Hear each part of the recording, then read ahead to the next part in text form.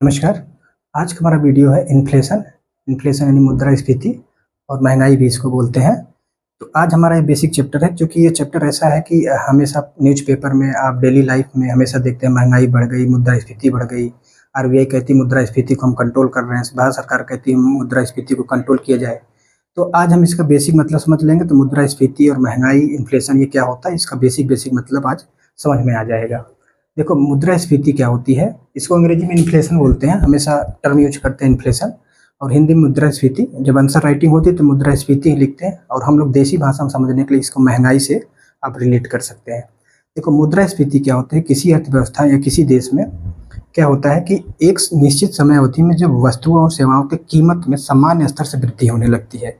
सामान्य स्तर से वृद्धि होने लगती है, इसका मतलब यह है कि मान लीजिए कि आप पहले 100 रुपए लेके बाजार जाते थे और 100 रुपए में आप एक झोला भर के यानी एक थैला भर के आप सब्जी लाते थे।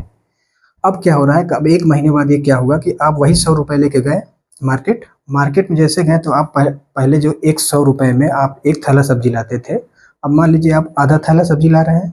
इसका मतलब ये, आप तो रुपए 100 ही ले जा रहे हैं, लेकिन आपको सब्जी कितना मिल रही है? आधा थैला।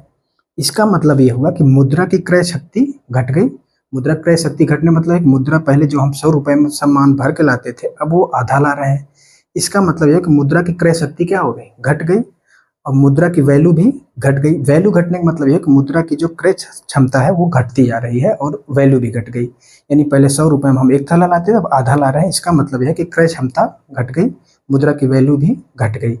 ठीक है, तो जब क्या होता है, जब एक निश्चित स्तर में वस्तुओं और सेवाओं को जब कीमत वृद्धि होने लगती है, इसका मतलब है कि महंगाई बढ़ने लगती है। यही तो हम लोग बोलते हैं कि महंगाई बढ़ रही है, यानी कीमत में वृद्धि होने लगी है। अब क्या है कि एक साइंटिस्ट, मतलब एक अर्थशास्त्री हैं, जॉन मेनार्ड कीन्स, जो अर्थव्यवस्था मतलब बहुत अच्छे अर्थशास्त्री होते हैं, उनकी कई किताबें हैं। तो उन्होंने क्या कहा कि इन्फ्लेशन के बारे में उन्होंने कहा, इन्फ्लेशन क्या होती है, डिमांड और सप्लाई, इनके बीच का जो गैप है, उसके बीच का अंतर क्या है, बढ़ता जाता है। यानी ये डिमांड और सप्लाई के बीच में क्या है, गैप जो है लगातार बढ़ता जाता है। तो क्या होता है, इन्फ्लेशन की स्थिति उत्पन्न होती है, यानी महंगाई की स्थिति उत्पन्न होती है। डिमांड और सप्लाई मतलब यह है कि यानी आपूर्ति की तुलना में मांग में वृद्धि हो रही है, यानी आपूर्ति कम हो रही है, यानी सप्लाई हम कम कर रहे हैं और डिमांड उसकी ज़्यादा हो रही है। जब डिमांड ज़्यादा हो गई, जाहिर सी बात है कि महंगाई बढ़ेगी, यानी इन्फ्लेशन बढ़ेगी। तो जॉन मेनार्ड कीन्स ने कहा कि डिमांड और सप्लाई के बीच के जो अंतर है वो लगातार अगर बढ़ रहा है, तो वो क्या होता है, इन्फ्लेशन की स्थिति उत्पन्न होती है। तो इन्फ्लेशन मतलब क्या, डिमांड और सप्लाई के बीच के गैप जब बढ़ता है, यानी अंतर जब उसका बढ़ता जाता है लगातार, तो वो क्या होता है, मुद्रास्फीति की स्थिति उत्पन्न होती है। किसके अनुसार? जॉन मेनार्ड कीन्स के अनुसार। अब परंपरागत अर्थशास्त्री आते हैं। परंपरागत से जो ट्रेडिशनल अर्थशास्त्री, उनका कहना है कि मुद्रास्फीति क्या होती है, मुद्रा की आपूर्ति में वृद्धि के कारण क्या होता है कि मुद्रा की स्फीति उत्पन्न होती है। यानी मुद्रा की आपूर्ति, मुद्रा की आपूर्ति मतलब मुद्रा की आप सप्लाई लगातार बढ़ाते जा रहे हैं, जिससे क्या होता है कि मुद्रा क्या है कि मुद्रा की क्रय शक्ति घटती जाती है, जिससे इन्फ्लेशन की स्थिति उत्पन्न हो जाती है। ये परंपरागत अर्थशास्त्री कहते हैं।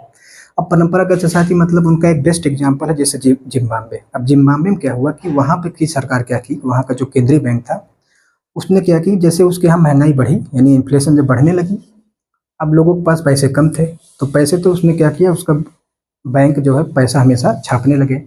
अब जब बैंक छापने लगे पैसा, यानी क्या है कि मुद्रा की आपूर्ति लगातार क्या हो रही है, बढ़ती जा रही है। जब मुद्रा की आपूर्ति बढ़ाते गए, वस्तु तो वही है, यानी वस्तु का उत्पादन हो नहीं रहा है, खाली मुद्रा का आपूर्ति बढ़ाते जा रहे हैं। तो मुद्रा की जब आपूर्ति लगातार बढ़ाते गए, तो वहाँ एक स्थिति ऐसी उत्पन्न हो गई कि बहुत सारी मुद्रा उठा के जब आप बहुत कम वस्तुओं को आप ला रहे हैं, इसका मतलब है कि इन्फ्लेशन बहुत ज़्यादा है। अब मान लीजिए कि जिम्बाब्वे के एग्जाम्पल है, वहाँ पे लगभग एक बैग भर के आप झोला पैसा लेके जाएंगे, पता लगा आपको एक ब्रेड या एक चाय या एक आपको कॉफ़ी इतना ही मिलेगा। कारण क्या है, वस्तु का उत्पादन तो हुआ नहीं, और जब वस्तु का उत्पादन होता है तो उससे क्या होता है कि तब भाई वैल्यू की, रुपए की कीमत भी समझ में आती है। अब क्या है कि वस्तु की जब कीमत बढ़ी नहीं, अब आप लगातार बढ़ाते जा रहे हैं, सप्लाई आप पैसे की बढ़ाते जा रहे हैं, तो क्या हुआ कि पैसा जो है, बहुत सारा पैसा बहुत कम वस्तुओं को जब लेता है, तो इसका मतलब है कि वहाँ इन्फ्लेशन बहुत ज़्यादा है।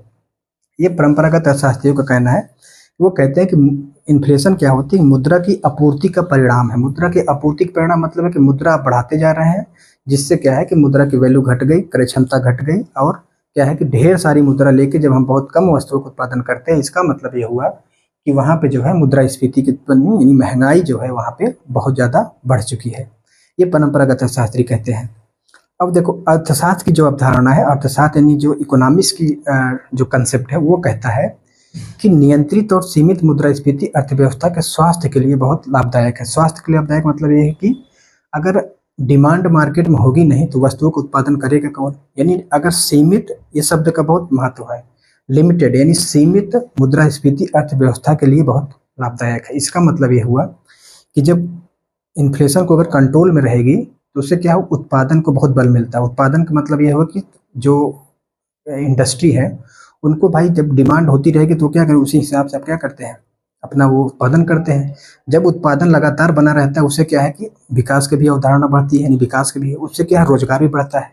भाई जब कारखाने जब चलेंगे, लगातार डिमांड है तो वो क्या करेंगे, अपना वो उत्पादन बढ़ाएंगे। जब उत्पादन बढ़ाएंगे तो उनके लिए क्या है, मजदूर रखेंगे, यानी मजदूर को भी वेतन वगैरह मिलेगा। इससे क्या है, विकास के लिए बहुत अच्छे द्वार खुलते हैं कि लिमिटेड और सीमित मुद्रास्फीति क्या होती है, अर्थव्यवस्था के स्वास्थ्य के लिए बहुत लाभदायक। ये इकोनॉमिक कंसेप्ट है। जैसे भारत में इन्फ्लेशन कौन कंट्रोल करता है, आरबीआई। और आरबीआई के टारगेट क्या होता है, वो आरबीआई का टारगेट रहता है 4+-2, यानी 4 से लेके यानी 6 तक आपको इन्फ्लेशन को कंट्रोल कर, ये भारत का टारगेट है। ये कई दसों साल से चल रहा है। 4+-2 आरबीआई के टारगेट रहता है कि इन्फ्लेशन इतना ही रखना, इससे न ऊपर न इससे कम। तो इन्फ्लेशन कंट्रोल करने के आरबीआई जिम्मेदार होती है। और क्या होता है, अगर इन्फ्लेशन को अगर कंट्रोल नहीं करेंगे, नहीं इन्फ्लेशन अगर बनी नहीं रहेगी तो उत्पादन नहीं होगा। उत्पादन नहीं होगा तो जान रहे हैं कि आप जैसे अभी अब मान जैसे देख लिए, त्यौहार का उत्सव का मौसम है। अब उत्सव में त्यौहार के मौसम में क्या होता है कि उत्पादन की चीज़ें हमेशा बल मिलता है। जैसे नए नए तरीके के जो चीज़ें प्रोडक्ट होते हैं उनका क्या लगातार डिमांड बनी रहती है, जिससे क्या है उत्पादन को भी बल मिलता है, जिससे रोजगार और विकास की भी अवधारणा बनी रहती है। अब हम समझते हैं कि इन्फ्लेशन मतलब बढ़ने या घटने, ये सब क्या कारण क्या है, इन्फ्लेशन आने क्या कारण हो सकता है, किसी अर्थव्यवस्था में इन्फ्लेशन के क्या कारण हो सकते हैं। तो हम यहाँ पर कुछ कारण हम बताएंगे आपको।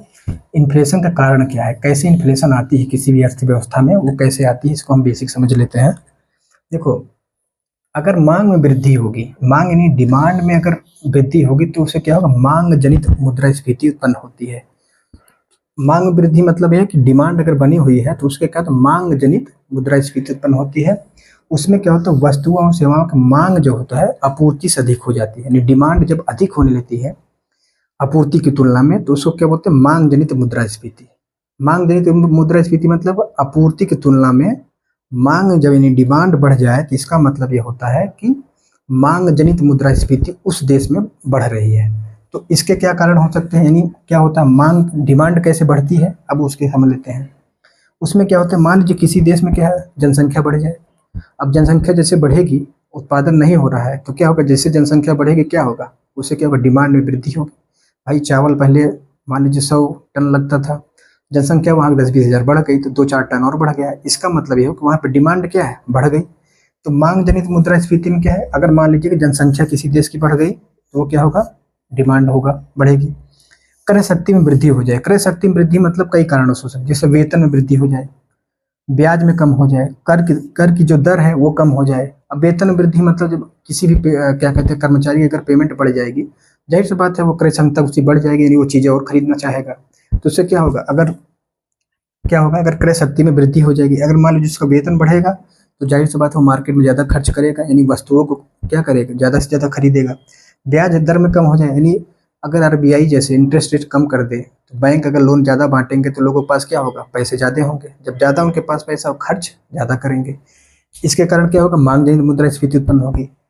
कर की दर में कम कर दें, कर की दर मतलब टैक्स अगर सरकार घटा दे, जब टैक्स सरकार घटाएगी तो जाहिर सी बात है कि लोग ज़्यादा उत्पादन मतलब वस्तुओं खरीदना चाहेंगे। और क्या होता है, सार्वजनिक व्यय में वृद्धि, यानी सरकार अगर अपनी तरफ से अगर व्यय करना शुरू कर दे, यानी सरकार जैसे 2000 पेंशन दे रही है, 4000 देने लगे तो क्या है, ये पब्लिक एक्सपेंडिचर है, यानी सरकार ही खर्च कर रही है। जब सरकार खर्च करेगी तो लोगों के पास पैसा आएगा, जब पैसा आएगा तो क्या करेंगे भाई, मांग करेंगे, डिमांड वस्तुओं का क्रय करेंगे। तो इससे क्या कहते हैं, जब वस्तुओं का जब ज़्यादा मतलब डिमांड होने लगती है तो उसके क्या कहते हैं, मांग जनित मुद्रास्फीति उत्पन्न होती है। उसके कई कारण, यही कारण है, जैसे जनसंख्या में वृद्धि हो गई, क्रय शक्ति में वृद्धि हो जाए, और सार्वजनिक व्यय में सरकार यानी सरकार अपनी तरफ से कुछ जैसे पेंशन दे रही है अगर बढ़ा दे तो क्या होगा, वो सब मांग जनित मुद्रास्फीति की स्थिति उत्पन्न होती है। एक होता है, दूसरा होता है इसमें आपूर्ति में कमी।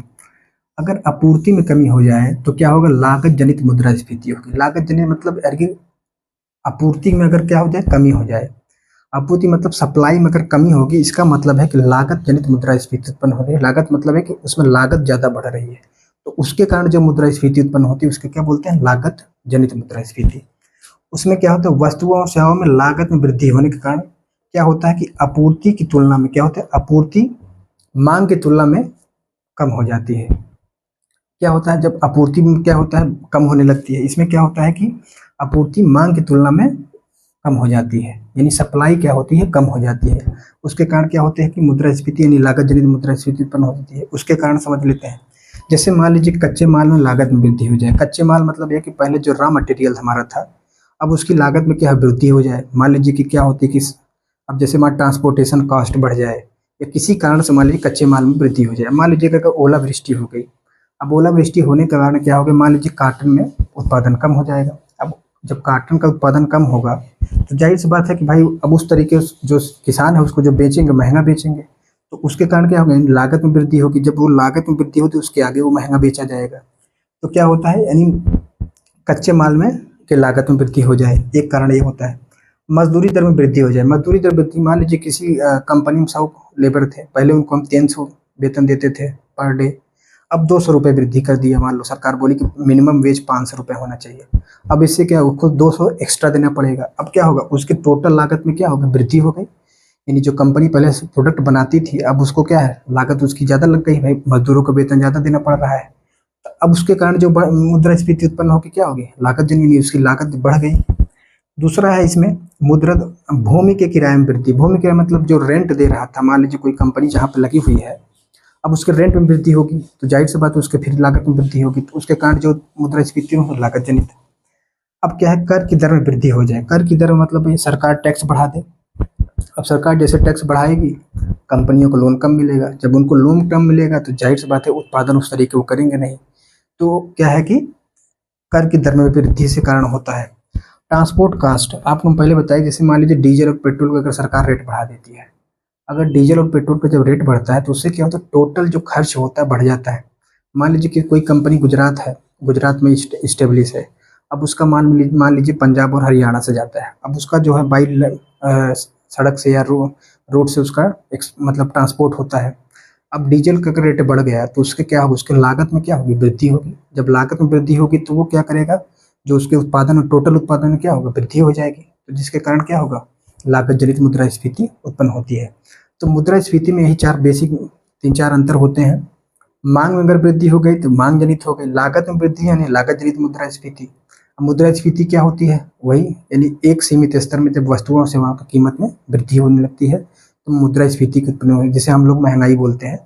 तो महंगाई का मतलब मुद्रास्फीति बेसिक मतलब यही है। अभी हम इसके आगे जब लेक्चर बनाएंगे, आज यहीं तक है, इसके आगे जब हम लेक्चर बनाएंगे तो मुद्रास्फीति कैसे निकालते हैं, जैसे भारत में मुद्रास्फीति कैसे निकालते हैं, कैसे मुद्रास्फीति को हम जान जाते हैं कि इस समय इतना इन्फ्लेशन है, इतना इन्फ्लेशन होनी चाहिए, कैसे टारगेट करते हैं उसको हम, तो उसको बताएंगे। सीपीआई क्या होता है, यानी डब्ल्यूपीआई क्या होता है, एनएसओ जो निकालता है इसको सर्वे को, उसको हम बताएंगे।